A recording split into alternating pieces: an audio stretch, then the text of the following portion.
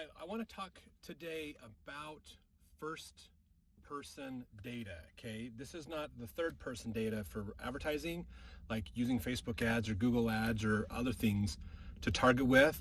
As a business, it's really important that you take the time to actually gather first person data, okay, on your customers. Very, very important. So how do you gather this? What kind of things should you gather? This is a good question. We've got some tools we're putting in place. So go to our website so you can download some free tools to help you in gathering that data.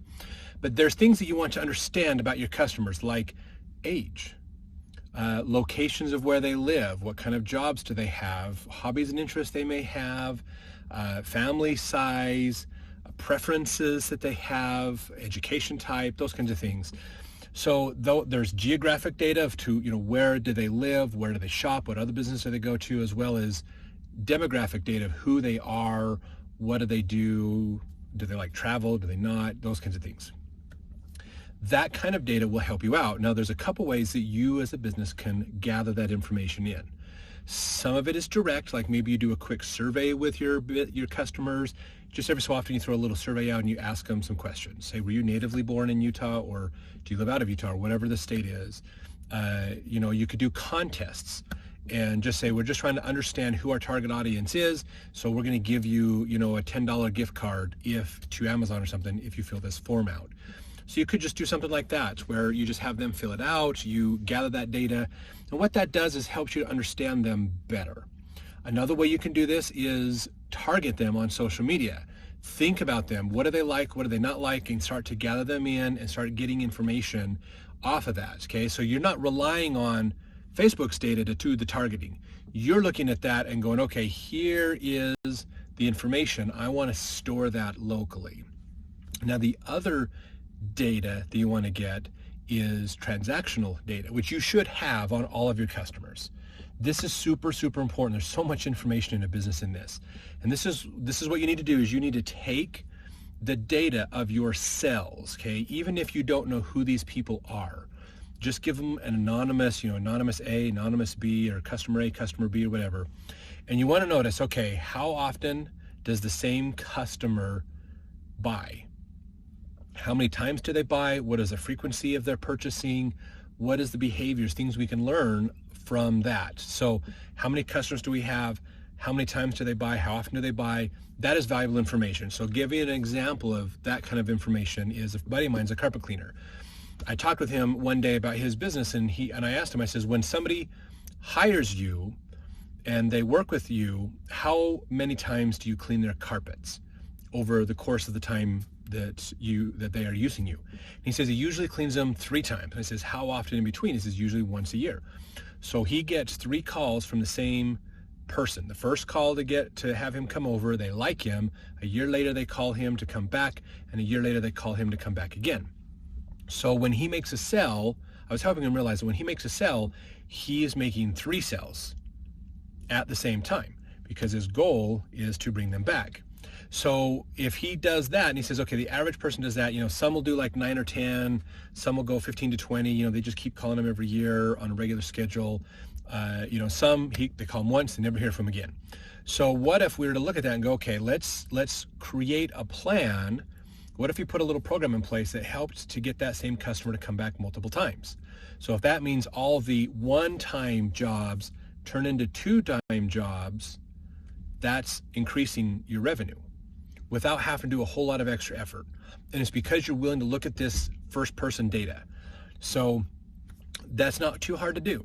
Another thing to look at is, on top of doing a plan to kind of encourage the repeat business, what are other things that you could sell to them? So when you're in your home cleaning, notice what is the material on their couches. If their couches are all leather, maybe you can't help. If if they don't have much in couches, their couch is really old, maybe it's not going to be worth it. Look at but maybe their couches are a microfiber couch or other types of fabric that you could clean. That might be something to consider. Hey, we clean these things when we come back to do our carpet cleaning. I noticed that, last time I was there, you had these couches. Do you still have them? Yes. If you'd like, I can clean those. Then it's just a little bit more. Oh, okay, great. That sounds like a good idea. So now he's adding on and making the next sales more valuable. He's getting more profitability. He's doing multiple services in the same home. So there's not extra trips out to do stuff. He can get it done faster and easier. So that could be some add-ons that he does. Maybe he has a protection that he can put on there, a stain protection or something. So he does also vent cleaning. So he could check people's vents while he's there and talk with them about that. So if he just worked on adding a few of these other things in, he could really extend his business out. And if he did things like have really good active social media, have an email campaign going, things like that, he could encourage his customers to see him all the time and promote more referrals. That could increase his business as well, because he doesn't have to spend that much more to get those referrals. And maybe he comes with a plan where he sits down with that client at the end of the sell or the end of the job, and he says, what do you think about it? Do you have any concerns? And he's working with them on that to make sure it's all good at the end. Instead of getting in a hurry to get out and go to the next job, if he sat down for 5 minutes and said, great, I appreciate this.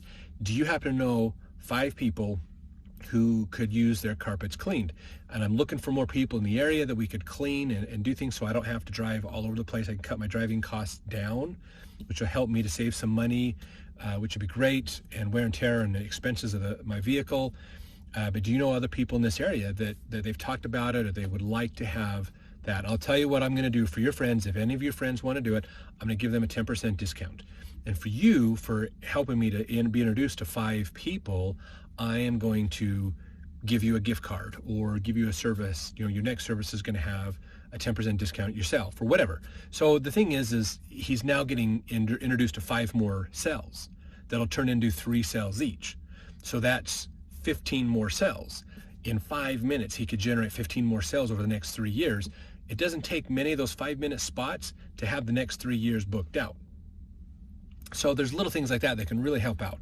So dial in that data. Sit down. If you do not do this, you need to have a spreadsheet or a database that you can put your customer data in, and you can track how often are they purchasing. If you're like an online retailer and people are doing a recurring purchase, document that. What products are they buying and how often are they buying them? And then ask yourself again, how can we extend that? How can we encourage them to stay on longer? And maybe when they get to a certain point and they start to drop off, that's when you offer a little bit of a discount to help them stay on. Or you watch them, oh, they dropped off. Yes, okay, let's send them an offer. Hey, we'd like to get you back. Let me give you 10% off to encourage this, and those kinds of things. So you can do those to help keep them on longer. Also look at, hey, if you're ordering these types of products, just so you know, these are some of the other products that we offer that are complementary to what you're doing. That could be very positive as well, because they may be going, oh yeah, that's a good point. I actually buy something similar from this other company because I didn't realize you had it. Well, I'm just going to switch to you because I'm getting the main products from you, so all the secondary products I'll get from you too. So there's additional things that you can work on to make each customer more profitable. And this is using your first-person data. So track that. Spreadsheets, track it in a database ideally, so you can run different kinds of queries against it. Find out how often are they buying. What is that? What are your averages? Those kinds of things will help out. What is the lifetime value of a customer? What is the monetary value of a customer? All those things are really important to understand, and then think of what are little things that we could be doing to help extend that. So that's first-person data.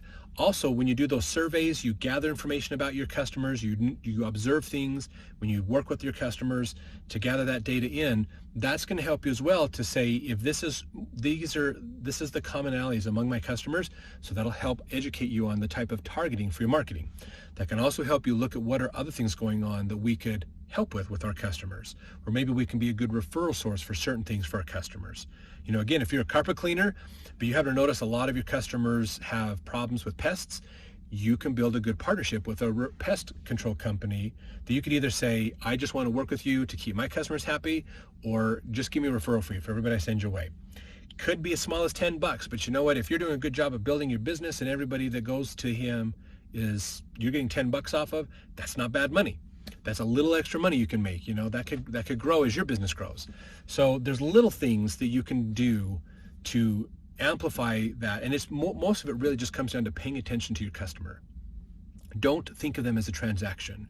Think of them as a person who has needs and wants and has problems that you can help with, and then work with them. Gather that data in. Use that data to inform and educate you on what you need to do. If you know that most of your customers love boating, then on your content on social media, you probably want to talk about boating. If there's new laws or regulations, you want to bring those up because that's going to be interesting to your customer. So the more you know about your customer, the more not only your marketing is better, your social content is better, and you can target new customers coming in as well as make those customers more valuable to your business. That is what you want to do. That's really what you want to focus on. That's going to help your business grow in lots of different ways. So if you want, we have some sample spreadsheets you can put on you can use. Just come over to our website and get them, and we'll help you in building this opportunity to work more with your customers and build your business.